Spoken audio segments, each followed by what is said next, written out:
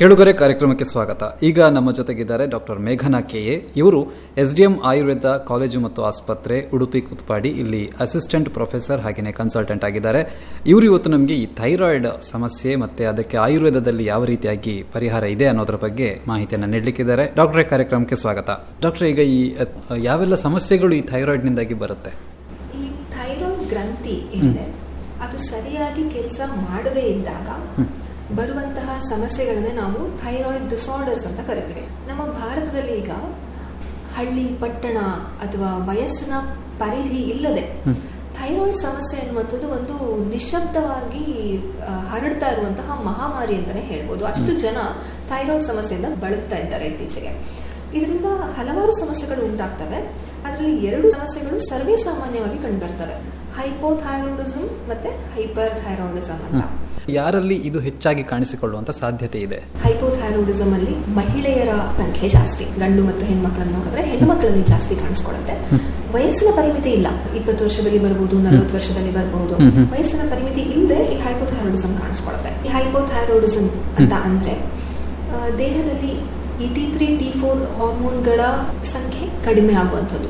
Thyroid hormone ದೇಹಕ್ಕೆ ಎಷ್ಟು ಬೇಕೋ ಅಷ್ಟು ಉತ್ಪಾದನೆ ಆಗದೇ ಇರುವಂಥದ್ದು ಇದು ಹೈಪೋಥೈರಾಯ್ಡಿಸಮ್ ಆಗಿರುತ್ತೆ. ಇದಕ್ಕೆ ಬೇರೆ ಬೇರೆ ಕಾರಣಗಳಿರ್ತವೆ. ನಮ್ಮ ರೋಗ ನಿರೋಧಕ ಶಕ್ತಿ ಏನಿದೆ ಅದು ಥೈರಾಯ್ಡ್ ನ ಶತ್ರು ಅಂತ ಭಾವಿಸಿ ಅದು ಆ ಥೈರಾಯ್ಡ್ ಗ್ರಂಥಿಯನ್ನ ಹಾಳು ಮಾಡ್ಲಿಕ್ಕೆ ಶುರು ಮಾಡಬಹುದು. ಇದನ್ನ ನಾವು ಆಟೋ ಇಮ್ಯುನಿಟಿ ಅಂತ ಕರಿತೀವಿ.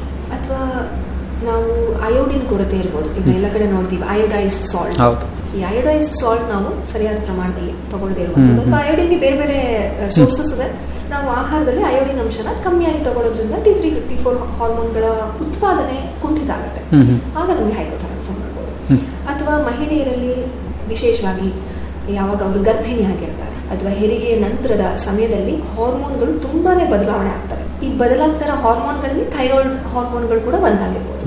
ಅದರಿಂದಾಗಿ ಹೈಪೋಥೈರಾಯ್ಡಿಸಮ್ ಬರ್ಬೋದು. ಇನ್ನು ಕೆಲವು ಮಕ್ಕಳಲ್ಲಿ ನಾವು ಹೈಪೋಥೈರಾಯ್ಡಿಸಮ್ ಕಾಣ್ತೀವಿ, ಹುಟ್ಟಿದ ಮಕ್ಕಳಲ್ಲಿ. ಏಕೆಂದ್ರೆ ಅವರಲ್ಲಿ ಥೈರಾಯ್ಡ್ ಗ್ರಂಥಿನೇ ಇಲ್ಲದೆ ಇರಬಹುದು ಅಥವಾ ಥೈರಾಯ್ಡ್ ಗ್ರಂಥಿಯ ಬೆಳವಣಿಗೆ ಸರಿಯಾಗಿ ಆಗದೆ ಇರಬಹುದು. ಆಗ ಹುಟ್ಟಿನಿಂದ ಕೂಡ ನಮಗೆ ಹೈಪೋಥೈರಾಯ್ಡಿಸಮ್ ಕಾಣ್ಬೋದು. ಎಲ್ಲದಕ್ಕಿಂತ ಹೆಚ್ಚಾಗಿ ಜೀವನ ಶೈಲಿ, ಒಂದು ಅತಿಯಾದ ಒತ್ತಡದ ಜೀವನ ಶೈಲಿ ಏನಿದೆ ಇವತ್ತಿನ ದಿವಸ, ಅದ್ರ ಜೊತೆ ಸರಿಯಾದ ಸಮಯದಲ್ಲಿ ಊಟ ಮಾಡದೇ ಇರುವಂತದ್ದು, ನಿದ್ರೆಯ ಕೊರತೆ, ಮತ್ತೆ ಒಂದು ನಿಷ್ಕ್ರಿಯ ಜೀವನ ಶೈಲಿ, ನಾವು ವ್ಯಾಯಾಮ ಮಾಡೋದಿಲ್ಲ, ಇಂತಹ ಒಂದು ಜೀವನ ಶೈಲಿ ಇರೋರಲ್ಲಿ ಈ ಹೈಪೋಥೈರಾಯ್ಡಿಸಮ್ ಅನ್ನುವಂತಹ ಸಮಸ್ಯೆ ಹೆಚ್ಚಾಗಿ ಕಾಣಿಸ್ಕೊಳ್ಳುತ್ತೆ. ಇದಕ್ಕೆ ಒಂದೇ ಕಾರಣ ಹೈಪೋಥೈರಾಯ್ಡಿಸಮ್ಗೆ ಅಂತ ಹೇಳಕ್ಕಾಗಲ್ಲ. ಹಲವಾರು ಕಾರಣಗಳಿಂದ, ಆಹಾರ, ಜೀವನ ಶೈಲಿ, ಭಾವನೆಗಳ ಬದಲಾವಣೆಗಳು, ಇವುಗಳೆಲ್ಲದರಿಂದನೂ ಒಟ್ಟಾಗಿ ಇವು ಹೈಪೋಥೈರಾಯ್ಡಿಸಮ್ ಮಾಡಬಹುದು. ಡಾಕ್ಟರ್, ಈ ಥೈರಾಯ್ಡ್ ತಾವೇನೇ ಹೇಳಿದ್ರಿ ಹೈಪೋಥೈರಾಯ್ಡಿಸಮ್ ಅಂತ ಹೇಳಿ, ಇದರಲ್ಲಿ ಯಾವ ರೀತಿಯಾದಂತಹ ಲಕ್ಷಣಗಳು ದೇಹದಲ್ಲಿ ಗೋಚರಿಸಲಿಕ್ಕೆ ಶುರುವಾಗುತ್ತೆ? ಈ ಹೈಪೋಥೈರಾಯ್ಡಿಸಮ್ ಅಲ್ಲಿ ಲಕ್ಷಣಗಳು ನಿಧಾನವಾಗಿ ಕಂಡು ಬರ್ತವೆ. ನಿನ್ನೆ ಇರಲಿಲ್ಲ, ಇವತ್ತಿತ್ತು, ಆ ತರ ಇರೋದಿಲ್ಲ, ನಿಧಾನವಾಗಿ ಬರುತ್ತೆ. ಇನ್ನು ಎಷ್ಟೋ ಜನಕ್ಕೆ ಲಕ್ಷಣಗಳು ಕಾಣಿಸದೇನೆ ಇರಬಹುದು. ಕಾಣಿಸುವಂತ ಲಕ್ಷಣಗಳು ಏನೇನು ಅಂತಂದ್ರೆ, ಹಸಿವು ಕಮ್ಮಿ ಆಗುವಂಥದ್ದು, ಸ್ವಲ್ಪನೇ ತಿಂದ್ರು ಹೊಟ್ಟೆ ತುಂಬಿ ಬಿಡುತ್ತೆ, ಹೊಟ್ಟೆ ಭಾರ ಆಗುತ್ತೆ.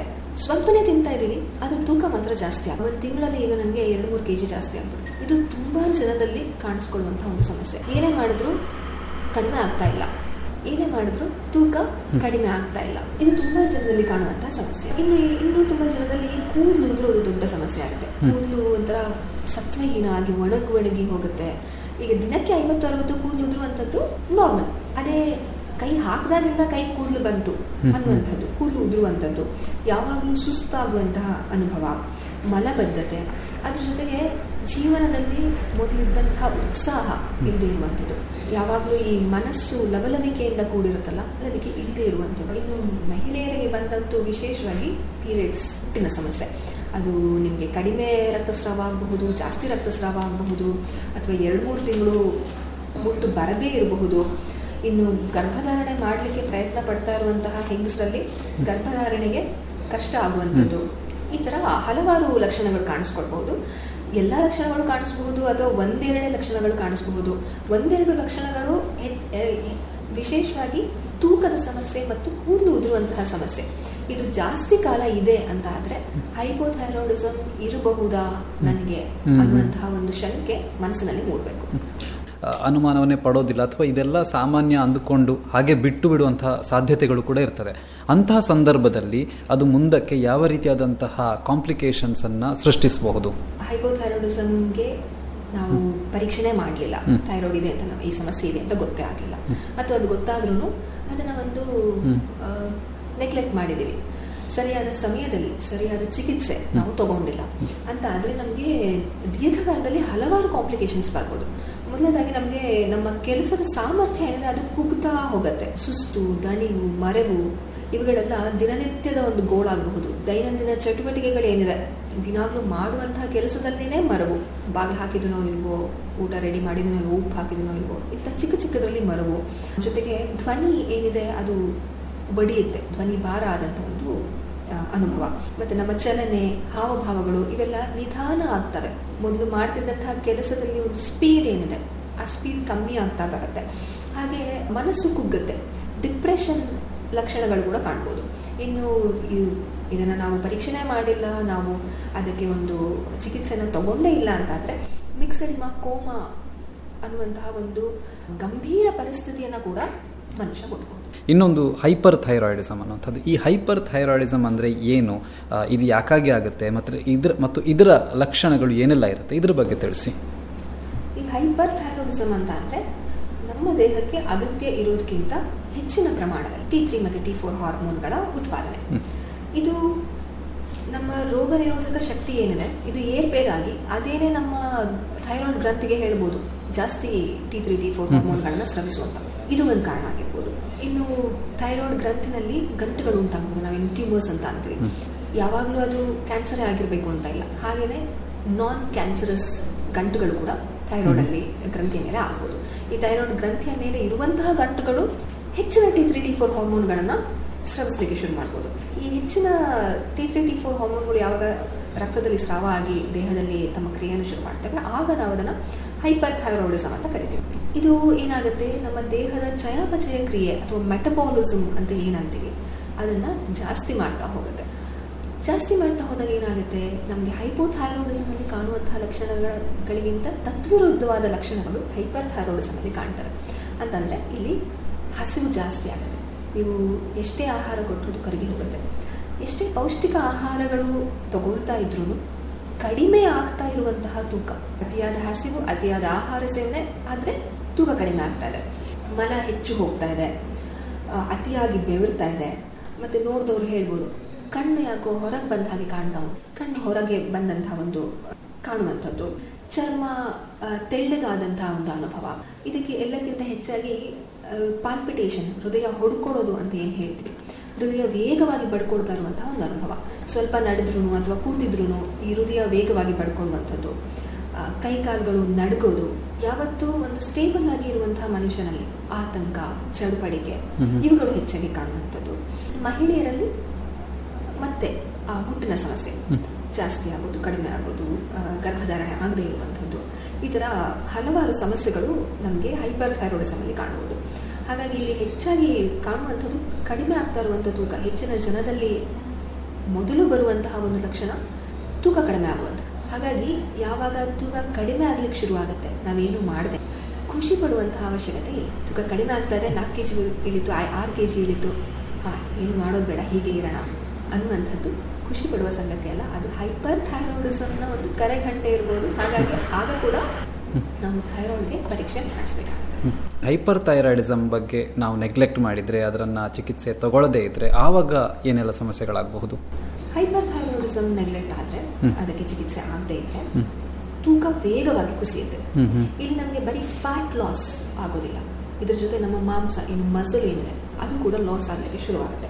ಈ ಮಾಂಸ ಮತ್ತು ಮೇದ ಎರಡೂ ಕರಗೋದ್ರಿಂದ ನಮಗೆ ಸುಸ್ತಿನ ಅನುಭವ ಅತಿ ಹೆಚ್ಚಾಗಿ ಆಗುತ್ತೆ. ಮೂಳೆಗಳಿಂದ ಕ್ಯಾಲ್ಸಿಯಂನ ಕೂಡ ಹೊರಗೆ ತೆಗೆಯುತ್ತೆ. ಮೂಳೆಗಳಿಂದ ಕ್ಯಾಲ್ಸಿಯಂ ಹೊರಗೆ ಬಂತು ಅಂದರೆ ಮೂಳೆಯ ಸಾಂದ್ರತೆ ಕಡಿಮೆ ಆಗುತ್ತೆ. ಇದರಿಂದ ಆಸ್ಟಿಯೋಪೋರೋಸಿಸ್ ಅಂತ ನಾವು ಏನು ಹೇಳ್ತೀವಿ ಆ ಸಮಸ್ಯೆಗೆ ದಾರಿ ಮಾಡಿಕೊಡೋದು. ಮತ್ತು ದೃಷ್ಟಿ ಮಂಕಾಗುವಂಥದ್ದು, ನಿದ್ರಾಹೀನತೆ, ಮನಸ್ಸಿನ ಅಸ್ಥಿರತೆ, ಅತಿಯಾದ ಆತಂಕ ಇವುಗಳು ನಮಗೆ ಒಂದು ದೀರ್ಘಕಾಲದ ಪರಿಣಾಮ ಆಗಿ ಕಾಣುತ್ತೆ. ಮತ್ತು ಗರ್ಭಧಾರಣೆಯಲ್ಲಿ ಸಮಸ್ಯೆ ಆಗುತ್ತೆ, ಜೊತೆಗೆ ಗರ್ಭಧಾರಣೆ ಆಗಿದ್ರೆ ಆ ಗರ್ಭಿಣಿಯ ಗರ್ಭಪಾತ ಆಗುವಂತಹ ಸಮಸ್ಯೆ ಕೂಡ ಆಗ್ಬೋದು. ಇದೆಲ್ಲಕ್ಕಿಂತ ಹೆಚ್ಚಾಗಿ ಈ ಹೃದಯ ಸಂಬಂಧಿ ಕಾಯಿಲೆಗಳು ಜಾಸ್ತಿ ಆಗ್ಬೋದು. ಹೃದಯ ವೈಫಲ್ಯ ಆಗುವಂತಹ ಏನು ಕಾರ್ಡಿಯಾಕ್ ಫೇಲ್ಯೂರ್ ಅಂತ ಹೇಳ್ತೀವಿ, ಅದು ಆಗುವಂತಹ ಸಾಧ್ಯತೆಗಳು ಕೂಡ ಜಾಸ್ತಿ ಇದೆ. ಇದ್ರ ಜೊತೆ ಥೈರಾಯ್ಡ್ ಸ್ಟಾರ್ಮ್ ಅನ್ನುವಂತಹ ಒಂದು ಅಪಾಯಕಾರಿ ಜೀವನೇ ಹೋಗುವಂತಹ ಒಂದು ಪರಿಸ್ಥಿತಿ ಉಂಟು ಆಗುವಂತಹ ಒಂದು ಸಮಸ್ಯೆ ಥೈರಾಯ್ಡ್ ಸ್ಟಾರ್ಮ್ ಅಂತ. ಅದು ಕೂಡ ಹೈಪರ್ ಥೈರಾಯ್ಡಿಸಮ್ ಯಾವಾಗ ನೆಗ್ಲೆಕ್ಟ್ ಆಗುತ್ತೆ ಆಗ ಆಗುವಂಥ ಸಾಧ್ಯತೆ ಇದೆ. ಡಾಕ್ಟರ್, ಇನ್ನು ಈ ಆಯುರ್ವೇದಕ್ಕೆ ಬರುವಾಗ ಈ ಆಯುರ್ವೇದ ಈ ಥೈರಾಯ್ಡ್ ಅನ್ನ ಹೇಗೆ ನೋಡುತ್ತೆ ಮತ್ತೆ ಯಾವ ರೀತಿಯಾಗಿ ಈ ಸಮಸ್ಯೆಗಳಿಗೆ ಪರಿಹಾರವನ್ನು ಅದು ಒದಗಿಸುತ್ತೆ? ನಾವು ದೇಹನ ಅಗ್ನಿ, ದೋಷ, ಧಾತು ಇವುಗಳ ಮೂಲಕ ಅರ್ಥೈಸ್ಕೊಳ್ತೀವಿ. ಆಯುರ್ವೇದದಲ್ಲಿ ನಮ್ದು ಒಂದು ಅಗ್ನಿ ಅಂತ ಕರಿತೀವಿ, ಜಾಠರಾಗ್ನಿ. ಈ ಜಾಠರಾಗ್ನಿ ಏನಿದೆ ನಮ್ಮ ದೇಹದ ಚಯಾಪಚಯ ಕ್ರಿಯೆಗಳು, ಮೆಟಬಾಲಿಸಮ್, ಇದನ್ನ ಸಮತೋಲನದಲ್ಲಿ ತಗೊಂಡು ಹೋಗ್ಲಿಕ್ಕೆ ಇರುವಂತಹ ಒಂದು ಸಾಧನ. ಯಾವಾಗ ಈ ಜಾಠರಾಗ್ನಿ ಏರುಪೇರಾಗುತ್ತೆ ಆಗ ಎದುರಾಗುವ ಸಮಸ್ಯೆಗಳನ್ನು ನಾವು ಈ ಥೈರಾಯ್ಡ್ ಡಿಸಾರ್ಡರ್ಸ್, ಹೈಪೋ ಮತ್ತು ಹೈಪರ್ ಥೈರಾಯ್ಡಿಸಮ್ ಆಗಿ ಅರ್ಥ ಮಾಡ್ಕೊಳ್ಬೋದು.